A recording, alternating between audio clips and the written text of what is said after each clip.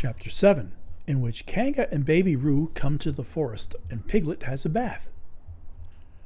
Nobody seemed to know where they came from, but there they were in the forest, Kanga and Baby Roo. When Pooh asked Christopher Robin, "How did they come here?" Christopher Robin said, "In the usual way, if you know what I mean, Pooh."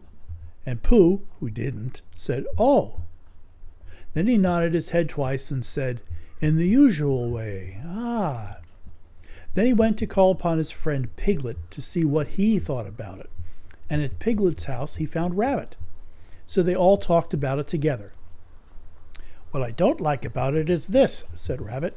"Here we are, you, Pooh, and you, Piglet, and me, and suddenly—" "And Eeyore," said Pooh. "And Eeyore, and then suddenly—" "And Owl," said Pooh. "And Owl, and then all of a sudden—" "Oh, and Eeyore," said Pooh. "I was forgetting him." "Here we are," said Rabbit very slowly and carefully, "all of us. And then suddenly we wake up one morning, and what do we find? We find a strange animal among us, an animal of whom we have never even heard before. An animal who carries her family about with her in her pocket. Suppose I carried my family about with me in my pocket. How many pockets should I want?" 16, said Piglet. 17, isn't it? Said Rabbit. "And one more for a handkerchief. That's 18. 18 pockets in one suit. I haven't time." There was a long and thoughtful silence, and then Pooh, who had been frowning very hard for some minutes, said, "I make it 15. "What?" said Rabbit. 15. 15 what? "Your family." "What about them?" Pooh rubbed his nose and said that he thought Rabbit had been talking about his family. "Did I?" said Rabbit carelessly. "Yes, you said—" "Never mind, Pooh," said Piglet impatiently. "The question is, what are we going to do about Kanga?" "Oh, I see," said Pooh. "The best way," said Rabbit, "would be this. The best way would be to steal Baby Roo and hide him. And then when Kanga says, 'Where's Baby Roo?' we say, 'Aha!'" "Aha," said Pooh, practicing. "Aha! Aha! Of course," he went on. "We could say 'aha' even if we hadn't stolen Baby Roo."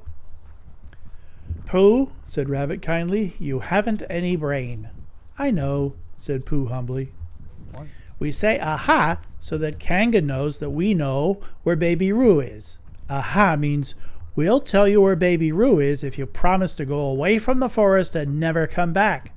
Now don't talk while I think." Pooh went into a corner and tried saying 'aha' in that sort of voice. Sometimes it seemed to him that it did mean what Rabbit said, and sometimes it seemed to him that it didn't. "I suppose it's just practice," he thought. "I wonder if Kanga will have to practice too so as to understand it." "There's just one thing," said Piglet, fidgeting a bit.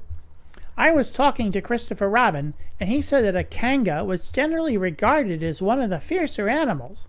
I am not frightened of fierce animals in the ordinary way, but it is well known that if one of the fiercer animals is deprived of its young, it becomes as fierce as two of the fiercer animals, in which case 'aha' is perhaps a foolish thing to say."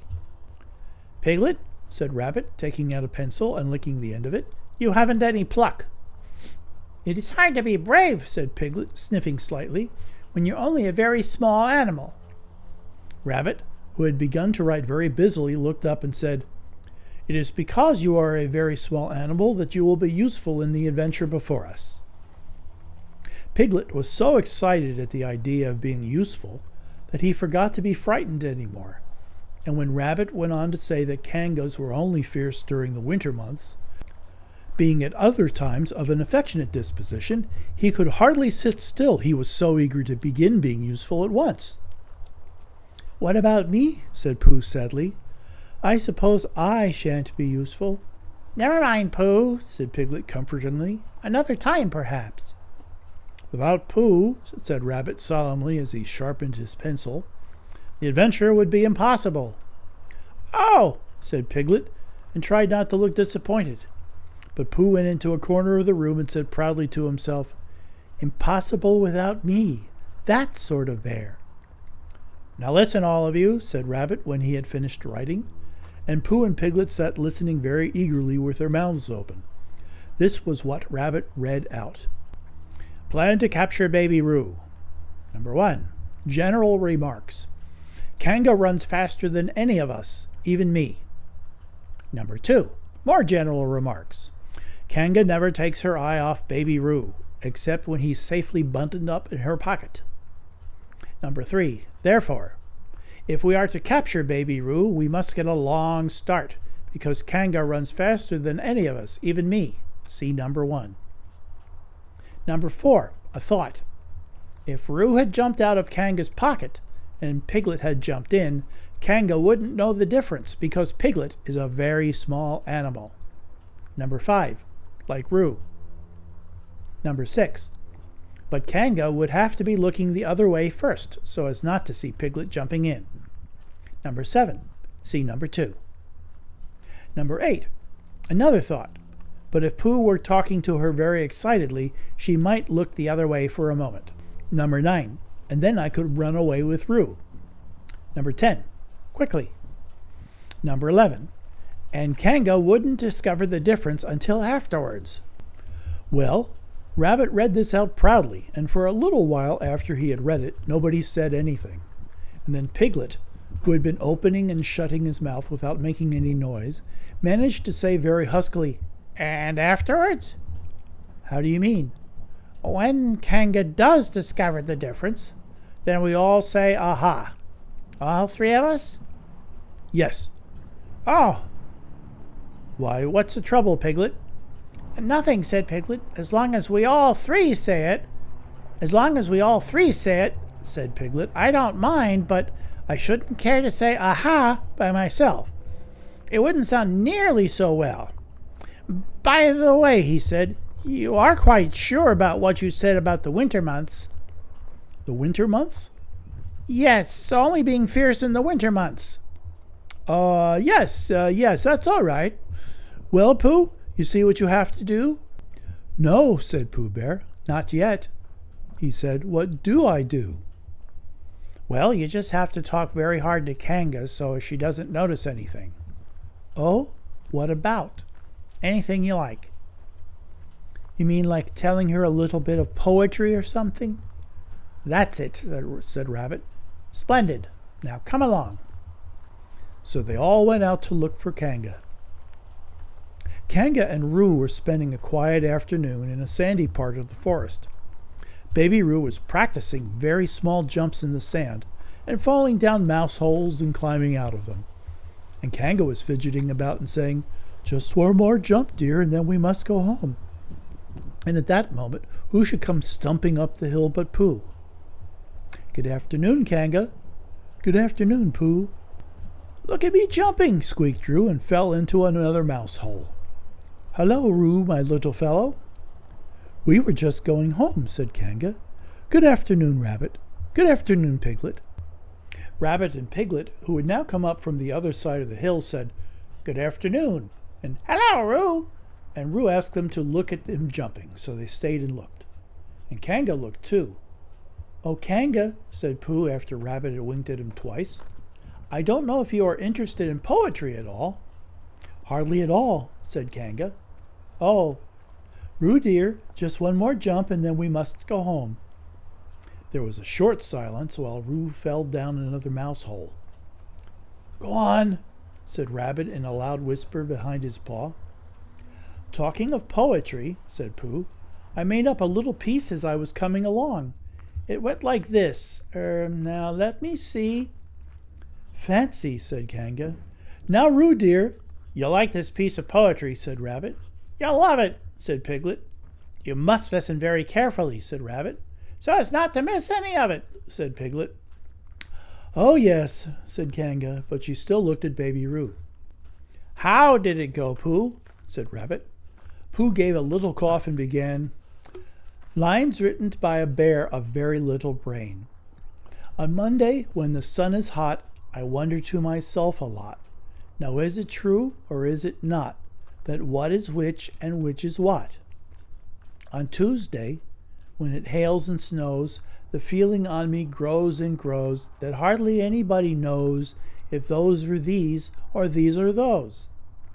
On Wednesday, when the sky is blue and I have nothing else to do, I sometimes wonder if it's true that who is what and what is who. On Thursdays, when it starts to freeze and hoarfrost twinkles on the trees, how very readily one sees that these are whose, but whose are these. On Friday, yes, isn't it, said Kanga, not waiting to hear what happened on Friday. Just one more jump, Roo dear, and then we really must be going. Rabbit gave Pooh a hurrying up sort of nudge. Talking of poetry, said Pooh quickly, have you ever noticed that tree right over there? Where? Said Kanga. Now, Roo, right over there, said Pooh, pointing behind Kanga's back. No, said Kanga. Now jump in, Roo dear, and we'll go home. You ought to look at that tree right over there, said Rabbit. Shall I lift you in, Roo? And he picked up Roo in his paws. I can see a bird in it from here, said Pooh. Or is it a fish? You ought to see that bird from here, said Rabbit, unless it's a fish. It isn't a fish, it's a bird, said Piglet. So it is, said Rabbit. Is it a starling or a blackbird? That's the whole question, said Rabbit. Is it a blackbird or a starling? And then at last Kanga did turn her head to look. And the moment that her head was turned, Rabbit said in a loud voice, In you go, Roo! And in jumped Piglet into Kanga's pocket, and off scampered Rabbit with Roo in his paws as fast as he could. Why, where's Rabbit? Said Kanga, turning round again. Are you all right, Roo dear? Piglet made a squeaky Roo noise from the bottom of Kanga's pocket. Rabbit had to go away, said Pooh. I think he thought of something he had to go and see about suddenly. And Piglet? I think Piglet thought of something at the same time, suddenly. Well, we must be getting home, said Kanga. Goodbye, Pooh. And in 3 large jumps she was gone. Pooh looked after her as she went. I wish I could jump like that, he thought. Some can and some can't. That's how it is. But there were moments when Piglet wished that Kanga couldn't. Often, when he had a long walk home through the forest, he had wished that he were a bird.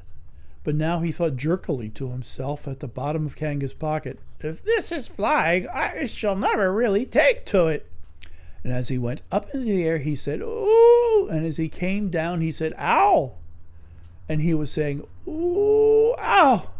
Ooh, ow! Ooh, ow! All the way to Kanga's house. Of course, as soon as Kanga unbuttoned her pocket, she saw what had happened. Just for a moment, she thought she was frightened, and then she knew she wasn't. For she felt quite sure that Christopher Robin would never let any harm happen to Roo. So she said to herself, If they are having a joke with me, I will have a joke with them. Now then, Roo dear, she said as she took Piglet out of her pocket. Bedtime.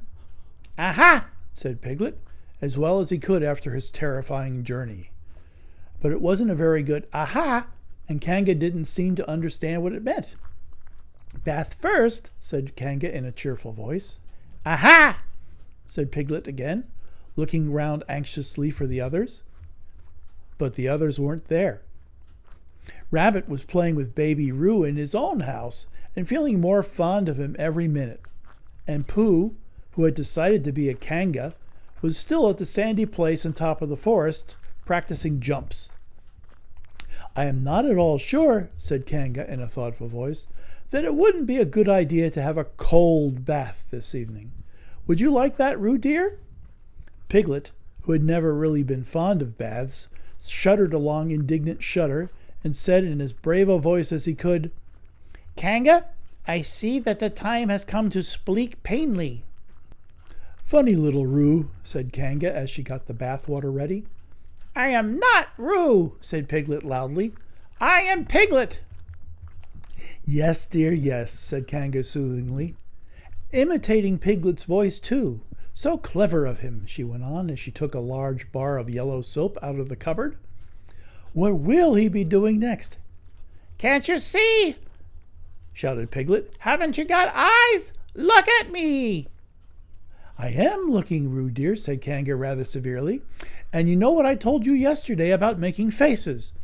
If you go on making faces like Piglet, you will grow up to look like Piglet, and then think how sorry you will be. Now then, into the bath, and don't let me have to speak to you about it again.